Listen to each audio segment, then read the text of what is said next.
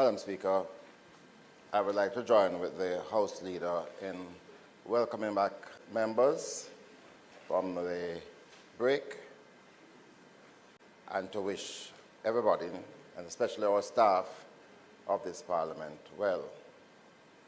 Madam Speaker, the exchanges that the Leader of Government Business and myself as Leader of Opposition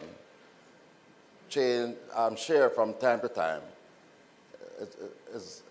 are done in strict confidence, and if that were not so, we wouldn't be able to perform, I think, adequately the function that we serve. So we do speak, but those discussions are in confidence, and so I don't normally would refer to those discussions.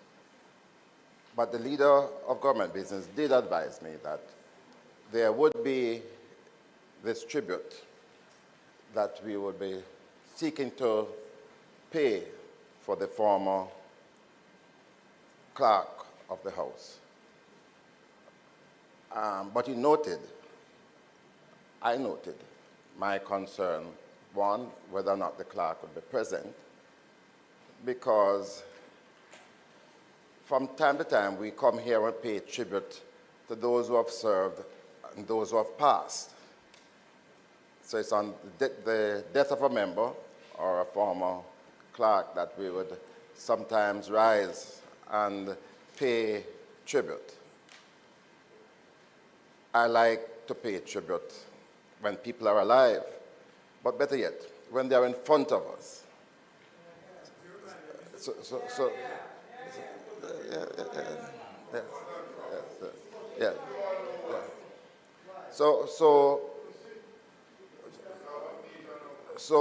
there was a hint that the former clerk might not be in Jamaica. But I believe that it would have been so important, and I'm not too sure what is the duration of her time overseas. But I really, as I had indicated, would have preferred if she were present when we are doing this tribute, when we are honoring her for the service that she has given to this Parliament and to this country. And I note that there was a previous activity that was done with her present, and I'm committing that the opposition will find some time and occasion when she's back to pay like tribute for the work that she has done for this country. The Leader of Government Business will also note my deeper concern that the former clerk has departed with this tremendous cloud that exists. And he knows that we could not come here today to pay meaningful tribute unless, and sincere tribute, unless that issue is dealt with. And our position has been that it was an unfortunate letter, and we believe that the letter should be withdrawn, but more so, and based on her own words, it was a tremendous embarrassment to her family, and friends. And that, in addition to the withdrawal of the letter, there should be a public apology offered.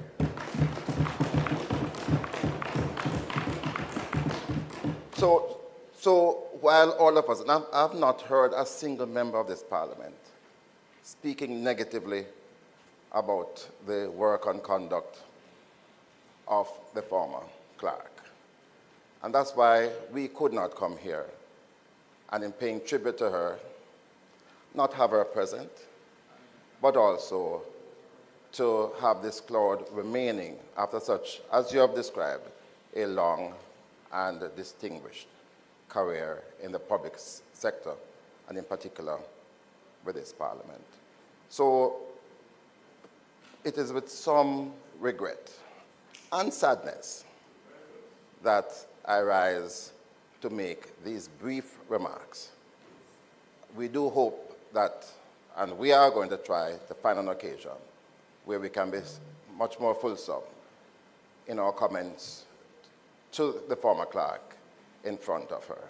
Thank you very much, Madam Speaker.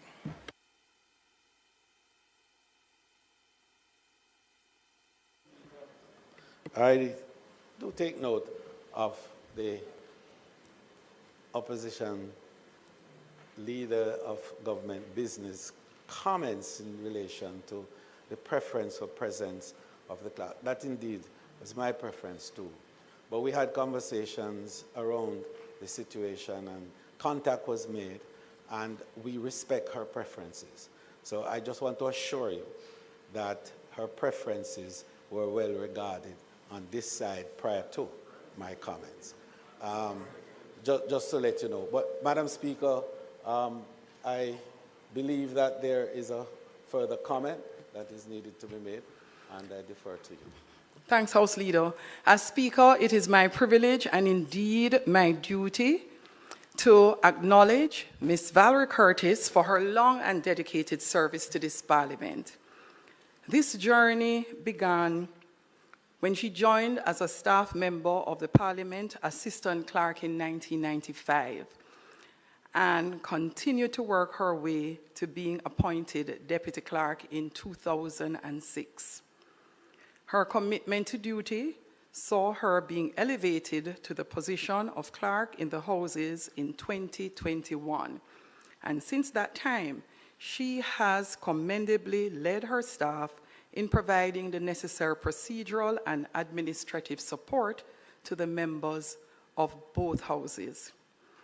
During her time at Parliament, Ms. Curtis displayed a commitment to upholding parliamentary ideals, even as she displayed a people-centered approach to parliamentary administration while overseeing several initiatives aimed at improving parliamentary operations.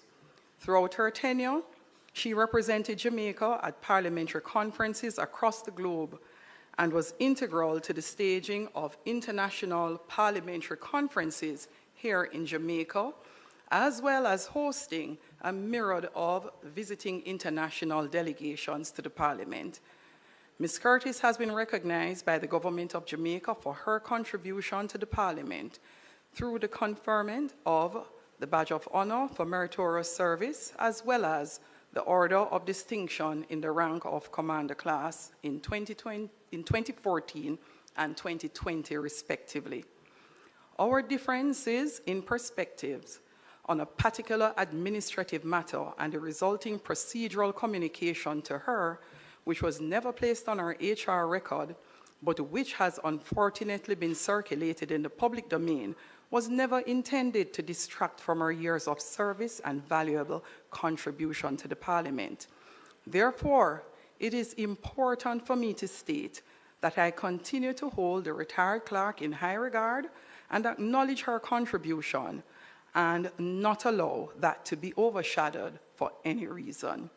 The former clerk has left an indelible mark on the Parliament, and it is our hope that she will enjoy her well-deserved retirement.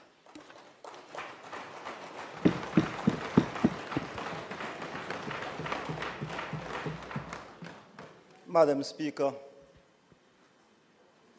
I am humbled and honored to pay tribute to an outstanding public servant, Ms. Valerie Curtis, CD. One who I find committed and dedicated to our work